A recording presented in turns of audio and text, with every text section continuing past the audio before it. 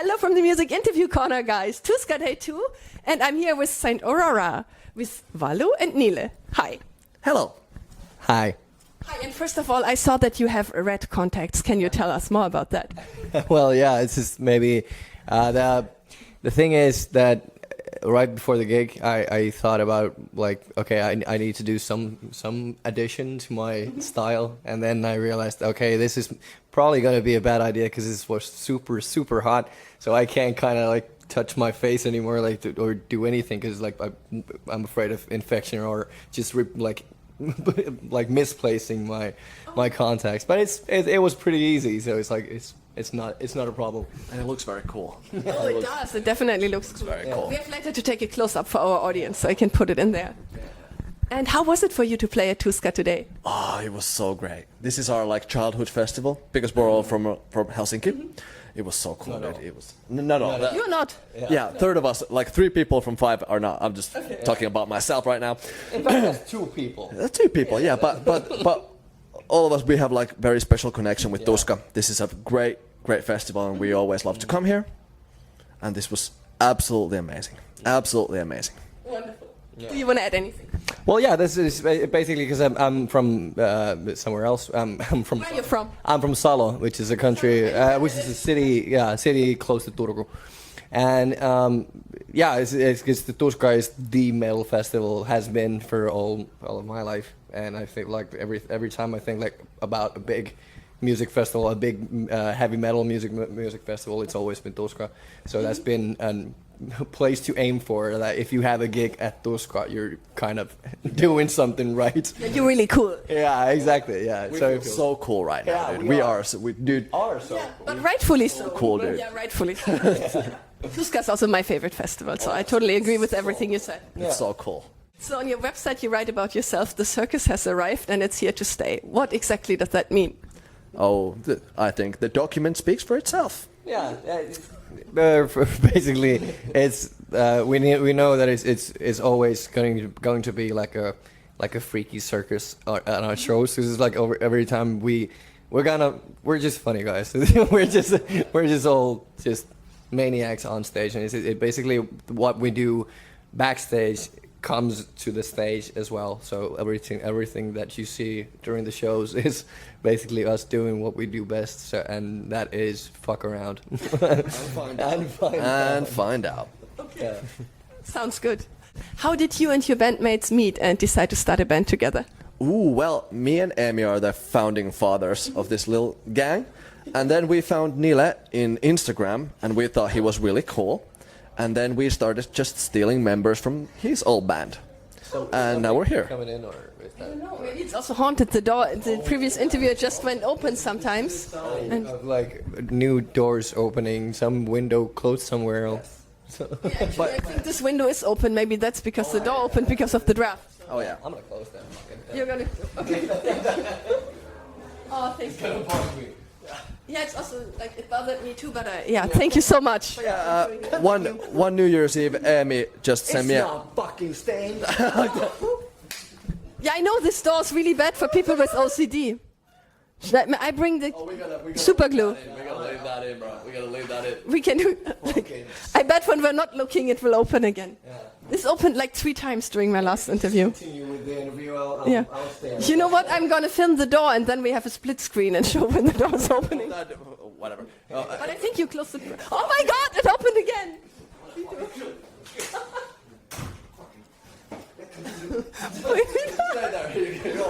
Anyway, but yeah, long story short, Amy messaged me in a New Year's Eve like 5 years ago, and he was like, "You want to start an emo band?" And I'm like, "Yeah, I do." And like, "Cool." And then nothing happened for a couple of months, and then Amy told me about this guy who he found on Instagram, and I was like, "Oh, he sounds really cool. He sounds really cool." And then we met him, and he was a cool guy. And then we started stealing band members from his old band, and now we're here. Yeah. Cool. And how does it feel for you to be discovered through Instagram? It's just like the video that Amy spotted me from was something I was playing guitar in my own room and just jamming something I wrote, which for me kind of sounded okay. It sounded cool because I posted it, obviously, but it was just like it was not something that was really me, but maybe that's the door is opening again. Don't worry about it. Just go. No, I'm gonna fucking ignore it. Yeah. Need an assistant who can just stand behind this fucking door to keep it closed. I knew we needed Amy for something. Oh yeah. Can we call him right now to come here? Come close the door first. But yeah, it's a funny little clip, and it was weird that was the thing, because I always thought for I think like a year or two, I thought it was a different video. It was a video of me on stage during our gig with Infectionists, and I was really going like maniac, and I was like thinking, is this what he wants? But then after a while, I realized, and I heard from him that it was that particular video, and I was like, okay, this is cool to see that. Okay, you like the. Nice job, Amy. Was it here? Can he do it with the power of his mind? Is he like in Stranger Things? Yeah. You did that, like Stranger Things. Oh yeah, I have shaman powers, dude. I just yeah. Why didn't you tell that before you had to get up? I wanted to see him suffer, dude. I just This is the basic things in our band. yeah. Oh yeah, but you were talking about the video. Yeah. It was a fun kind of trivia that it was that video and not the other one. But yeah, then we went to our summer house during Juhannus in Finland. We went to Midsummer. Yeah, we went to a couple of years back, maybe the first year of St. Aurora. 4 years ago, maybe. Yeah. And then my friend Osku was there, and he was playing guitar, and Amy kind of like angry. He was pretty angry at me when he asked me, why the hell is not Osku playing with our band? Why is he not in our band? And I was like, I didn't even realize that, because like we were searching for guitarists, and then Amy was like, okay, this is the guy. Why is he not with our band? And I was like, oh yeah, maybe that's the thing. And then after a couple of years, Amy just went for me like, okay, the other guitarist is gotta be Petya, and I was like, that's the other guy from my other band. Like, okay, yeah, let's stick with that, because those guys, they've been playing together for many years, like 15 years maybe, and they just hit it off. It's never going to be better with anyone else, because these guys belong together. Same neighborhood and stuff. Those just played really well, and we really like those guys. So you took the coolest guys from Salo then for your band? And the rest as our crew. So yes. I heard a lot of stories, like multiple singers told me that they were discovered through YouTube, and multiple bands found their lead singers through YouTube. You're the first one I meet that was discovered through Instagram. But that's cool. Congratulations on that. Thanks. Well done, man. Well done. Good Instagram content. Yeah, we're unique. Oh yeah. Well, social media band. We will put your Instagram here on the screen so people can follow you, and yours too, of course. Yeah, okay. And the band's ones everywhere here, like in 3 rows. Yeah, and that might also be here, or it might go out the door if the door opens again. If we move too much, the door's gonna open, and then we're gonna need Amy. I will. It's too loud, the door's gonna open. With my mind. No, please don't. Then we're gonna need Amy again. Oh yeah. Maybe Amy is there. He's there. That's why he's close. You have him there so he can make me believe that the door's haunted. Yeah. We used the bat signal. And Came. This is all part of the bigger plan. Wow, this is so exciting. This is the most exciting interview I ever had in my I career. have no idea what's gonna happen. Like there's something's dropping from the roof, and Now I have to watch my bag all the time. Or is it coming from below? No. You'll never know. You'll never know. But now I get it, what it means the circus has arrived and is here to stay. Yeah. You'll never know what's gonna fucking hit what you, we're dude. doing right now is we're fucking around. Oh I yeah. like And that. we're gonna find out. We are. You are gonna find out at some point. If you follow these guys, here, and there, especially there. You frick around and you found out. And what is the story behind your band name? It's a hospital in Finland. Oh. In Is it like Mielisairaan? It's like it's a mental hospital? yeah, and I'm a tram driver, so I drive past it every day. Oh, okay. And there's been some things in history and whatever. You see people coming in, and It's the one in Meilahti, right? it is. But yeah, it's Come in. oh yeah, how dare you, dog? But yeah, it's a and we thought it was a really cool name, and it's also a goddess of I forget what it was, a goddess of like Of the doors. raindrops and It's like some.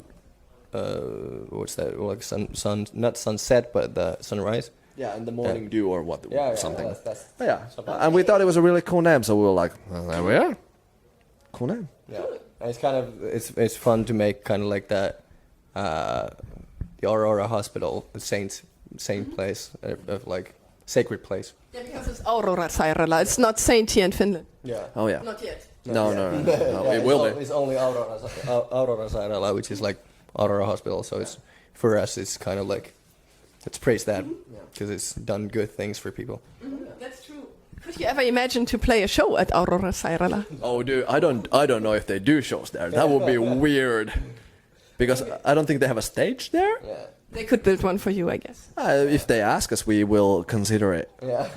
We will. Acoustic show maybe. Maybe. I don't know if we can bring the full fucking volume there. It will freak out people. Maybe. I don't know. Maybe not. And you just released a new song called Disgrace of Man. What's the song about? Okay. Yeah, when was it? Oh, don't do this to me. Don't do this to me. Don't do Okay, this. I also don't know, don't worry. It's been over a year. Over a year? Oh, okay. Idle. Yeah. When it comes to releasing That stuff. was before going to heaven. Oh, maybe I'm asking again. So about over a year ago, you released this amazing song called Disgrace of Man. What's the song about? Yeah.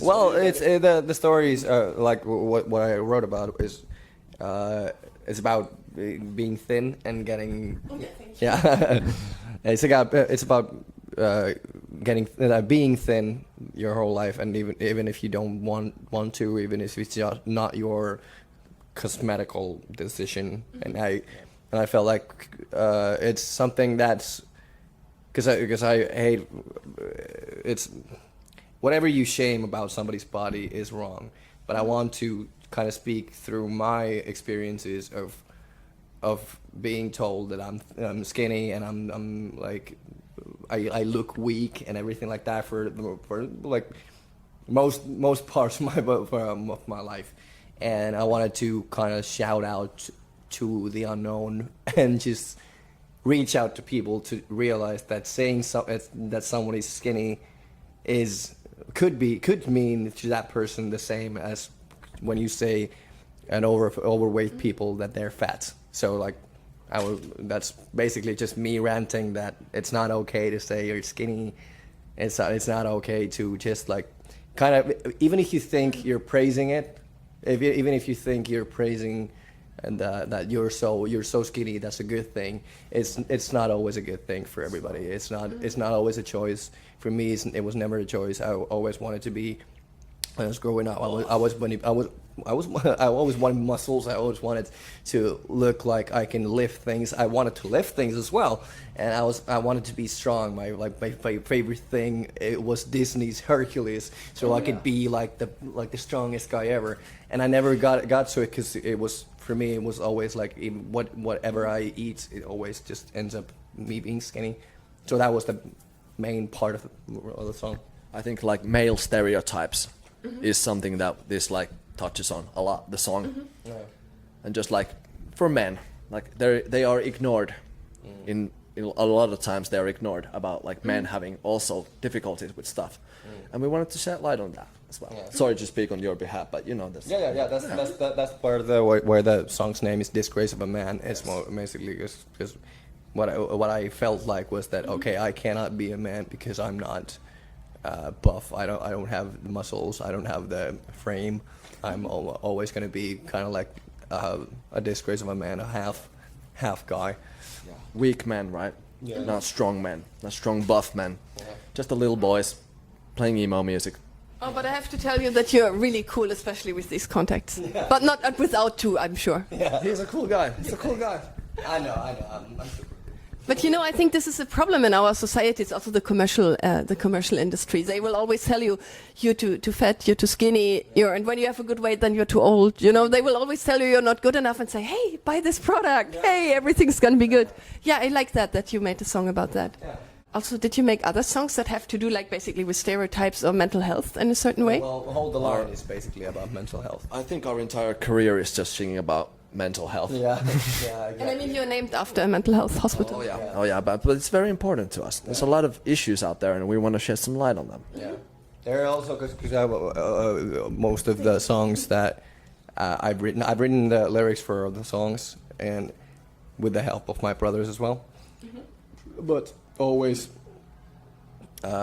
I think about mental health issues. I don't have that much of experience with like issues with my own mind or my own mental health. So I don't I want to be really honest about it. That when I write something, that I write from like an objective perspective. So it's not like I say like I'm feeling bad, I want to do stuff to myself, or I'm just craving to get out or something. It's mostly I want to say that I'm super furious. When the line, the chorus says, "I'm out of harmless ways to tell you that I'm done," because I'm done with the fact that people have to they have to tell if they want to get help for mental health issues, they need to threaten with their own life, and that is really screwed up. And we want to kind of make notice of that. And we have a lot of friends and other members of the band who struggle with this stuff a lot. And you know, we're furious about how little you can get help, like how bad it has to be to get help. Like you cannot get, like we've had some experiences, and our friends have some experiences that are not very groovy in that perspective. So yeah, we just wanted to set some light on that. It's an important song. Yeah, it's amazing that you're tackling these topics, because I feel a lot of people are out there who need to hear that. And I had one friend in Germany, she was finally ready to go to therapy, and they were like, hey, yeah, next year. But next year, waitlist, next year you can. Yeah, this is also fucked up, that people cannot, when they finally decide that they want help and want to work on it. And that is so hard. The first step is to ask for help, especially for, like, I can only speak for myself, but as a man, like, that was such a hurdle to jump over, to, like, ask for help.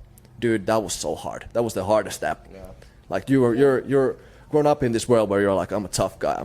I'll push it down, push the emotions down. Like, no, none of that. But yeah, asking for help, that shit's very, very important. You're not too big for that. You need to ask for help, man. yes, thank you for saying that. That's, guys, yes, I totally support that. And Aragorn, son of Arathorn, the strongest guy ever from Lord of the Rings, he needed his friends' help. He needed therapy. So true. And not probably therapy, but he needed his friends, and the friends were there. Friends make you strong. Yeah, even Aragorn needs therapy. That's when the door opens. Oh yeah, we still have 2 minutes. Oh, first of all, thank you for sharing this. And what's the craziest thing you guys have ever done on tour? Oh, which one? Can we talk about? I think we cannot talk about it if you say it like that. Hey, I'm just thinking about what you were. Or are you only talking about in therapy? No. No, we're just thinking, dude, what I think have we done, dude? I think funniest thing, we had this, we were touring with this kind of small van, and during the trip, this is our light guys friends van, which has this the back seat, because there's like 3 seats on the front, and then there's like this dark windowless little room with a TV there. So we huge flat screen TV there, and we bought we like brought with us PlayStation 5. And we were playing the whole trip from Helsinki to Jyväskylä, and just like that's basically what we need. We were thinking about having, like, if we're gonna tour at some point, to have that on the radar. Just like we need a video game console in the backstage. Yeah. We want to play video games before and after the show, because that's what we are. We are fucking nerds. Oh yeah, and also we are all Elden Lords. Yeah, Elden Ring. Yeah. The real ones will know. The real ones will know. Yeah. We're all Elden Lords in the band. Yeah, we fucked around through Elden Ring, and we found out that we are legends. We do be. I feel so honored that I could do this interview with you. Yeah. But yeah, the craziest thing, a lot of like shenanigans, hooliganism, you know. Hooliganism. Oh yeah. You know, I think I had one trip in Salo where I didn't really know where the hotel was, where we were supposed to go, and I had a couple of drinks in me, and it was snowing really bad, so I just looked at the GPS, I was like, oh damn, and it's that way, and it was just a forest covered in snow. There were fences and stuff, and it was like 2 a.m. and I just fucking went right through there, like through the snow, through the fire and flame. Yeah, and I saw like train tracks there, and there was not supposed to be any train, so I was like, what the fuck is this? I made it to the hotel. Very wet. I fell over the couple of the fences, but you know, I made it there.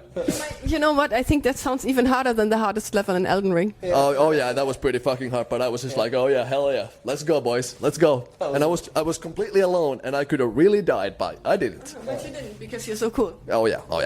I could go because I am an Elden fucking lord. Yeah. You know, I know the strats with snow. Yeah. And did you just notice when Jere opened the door to tell us we have 2 minutes left, that was the only time the door didn't open by itself? Yeah, exactly. Yeah. And now it did. Now it's just like... Maybe that's our sign that we have to end the interview. It's from Neon Genesis Evangelion, the intro song. Jesus. Hey, let's fucking... It's a great song. Nerds, but not all of us are dweebs like We you. like anime, baby. You and Andy like anime. Oh yeah, we do. We love anime, dude. Fuck. That's not my thing. I just like zombie things, like zombie games and post-apocalyptic video games, and that's my thing. Well, I like those too, but I also like anime, bro. Yeah. Like if you... don't worry about it. Okay then. Oh, I think we have to stop. The door's going crazy again. But thank you so much for this fun interview. Thank you so much. Goodbye from the Music Interview Corner.